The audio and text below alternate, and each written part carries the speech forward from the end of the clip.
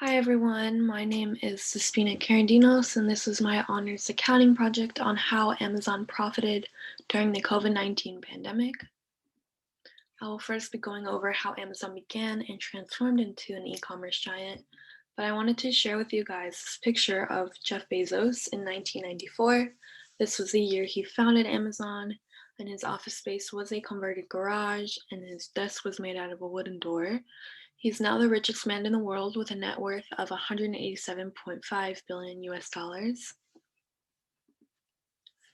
So, of course, Amazon started off as a book selling company. There was a large demand for them at the time, but Jeff Bezos wanted it to be an everything company. He had a bigger dream for it.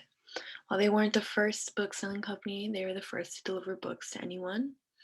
So, in 1994, they launched the first bookstore, him and his wife.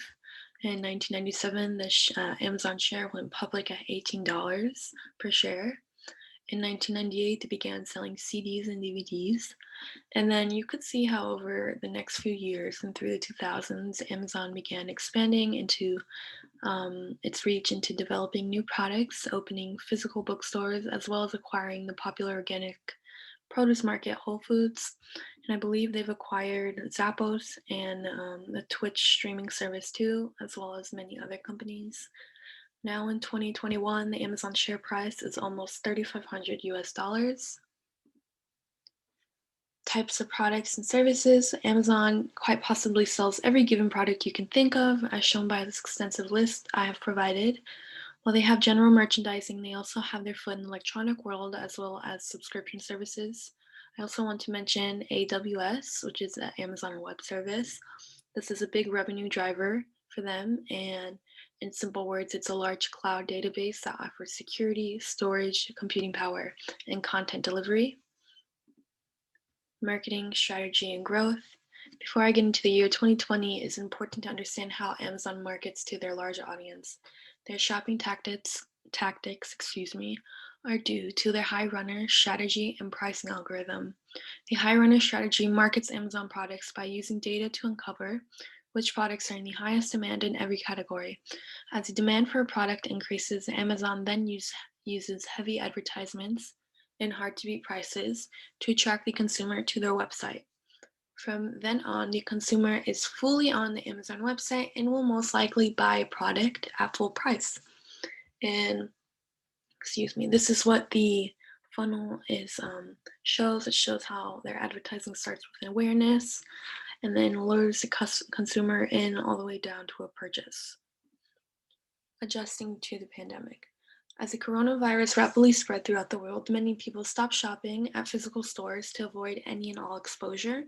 Amazon took advantage of this opportunity as their online numbers shattered records in such a short duration of time.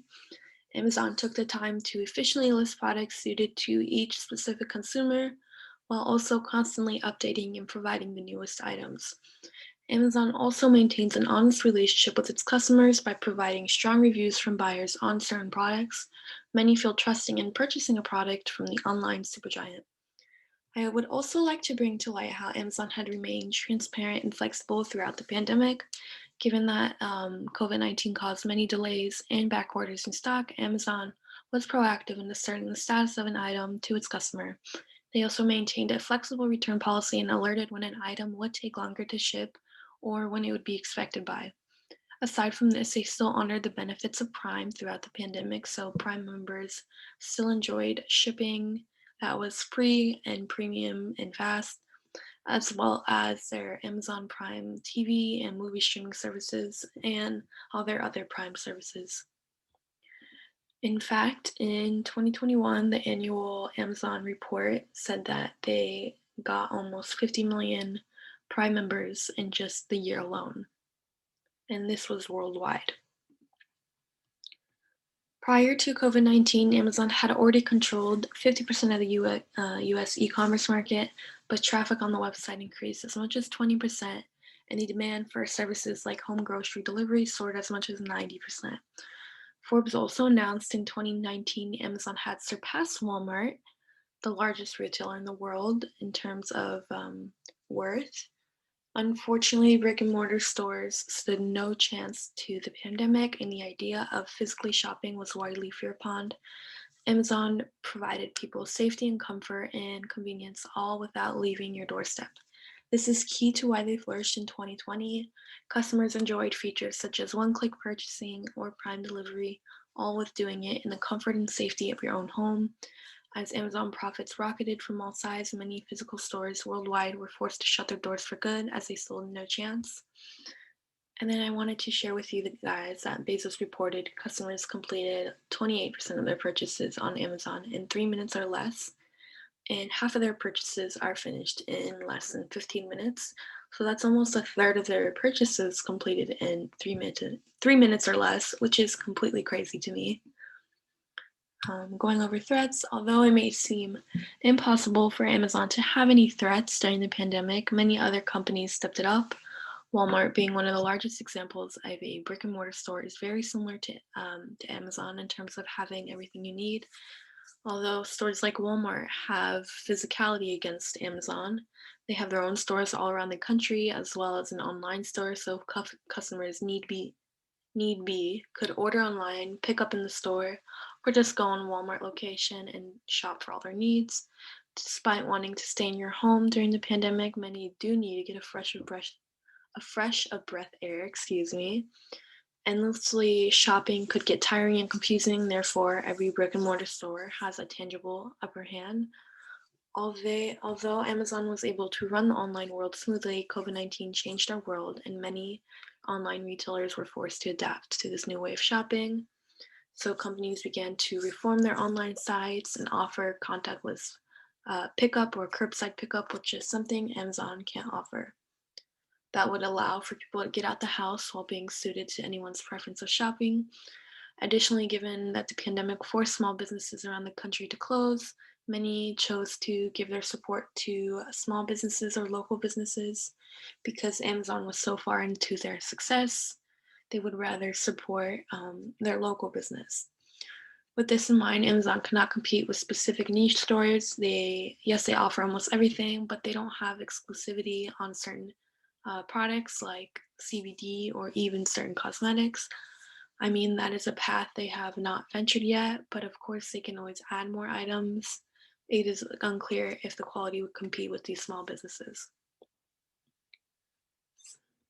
And then this is just an analysis of the company's strengths and weaknesses and their growth and threats in general.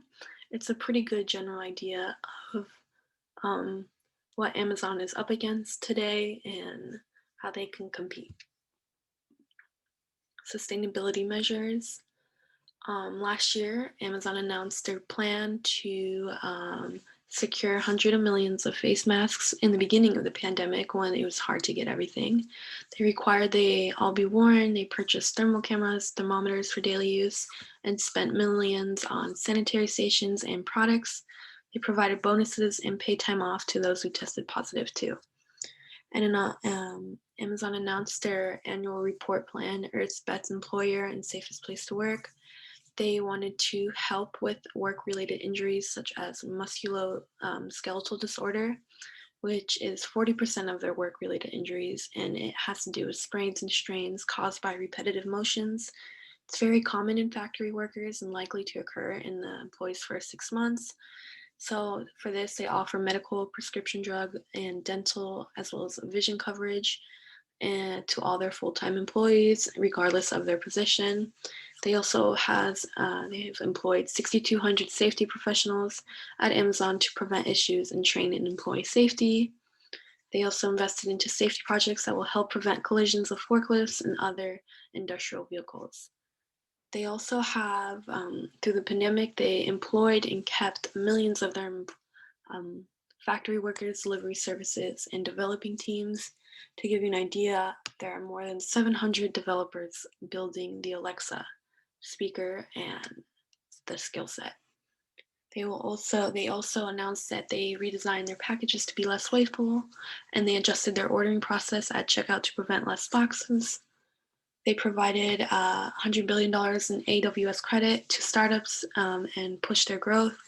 This will help with their technical support and training. And they've also invested in greener tech companies. to help accelerate their plan to meet net zero carbon emissions by 2040.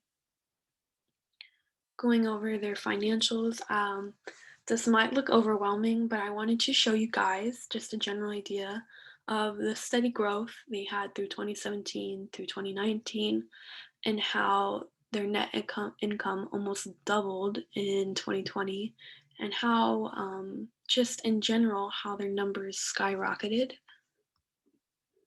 Going over their profitability ratios, 1 second. Return on equity measures Amazon's ability to generate income from their equity. In general, a ratio around 15 to 20% is good, and Amazon is only slightly above that in 2020. Their gross profit percentage is 40 to 64%, which is very high. So this displays how much Amazon makes after paying off their cost of goods sold. This means that for every dollar of revenue generated, 41 cents is retained, while 59 cents is assigned to their cost of goods sold. Amazon does not currently pay dividends, therefore having no number for their shares or payout ratio. This is because Amazon promises their investors that through their growth, they will have more business in new markets and generate a profit. And this will cause investors to get excited and rush to buy stock, and then their stock increases. Liquidity ratios.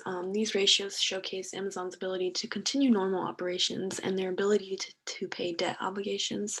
The net working capital can be negative or positive based on the current debts on the balance sheet.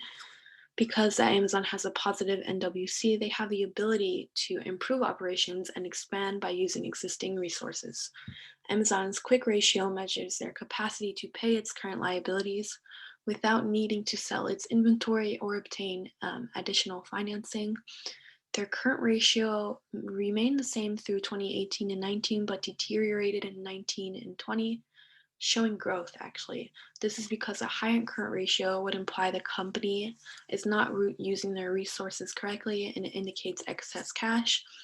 With this in mind, a current ratio above 1 means the company is in great condition to pay their debts. As for their quick ratio, their data shows that they are not able to pay their full liabilities in the short term. Asset management ratios. Return on assets measures Amazon's success based on their assets, as shown by their ROA that decreased in 2019. It once again increased in 2020. This is a great sign, as it shows the company is efficiently using their assets. A perfect ratio of inventory turnover is 4 to 6. Anything below that shows a company is overstocking, as shown by their high inventory turnover rates. Amazon displays very strong sales, and they have great management, therefore greater profitability and return on investments. The TA turnover measures how accurately Amazon can generate sales from their assets. In 2019, the total asset turnover rate surprisingly decreased, but increased yet again in 2020. Regarding their fixed asset turnover rate, this number increased, showing Amazon generated sales from their fixed assets. And those could be like long-term things such as land, building and equipment, etc. Final thoughts. Amazon and Amazon.com has completely revitalized the e-commerce world like no other company has. While no one predicted the 2020 pandemic, it turned out to be the spark Amazon didn't even know it needed. Nevertheless, Amazon took this opportunity and strategically used it to their benefit to generate greater profits. Despite their low net income and rising liabilities, Amazon has emphasized their passion in acquiring large enterprises and investing in long-term meaningful projects. Through COVID-19 pandemic, they stayed true to their sustainable business practice and provided many vital opportunities for work while still investing in the proper safety measures to do so. Based on their accomplishments through the pandemic and their solid financial data, I believe Amazon has shown the world that they have yet to reach their full potential. And I want to say thank you for listening.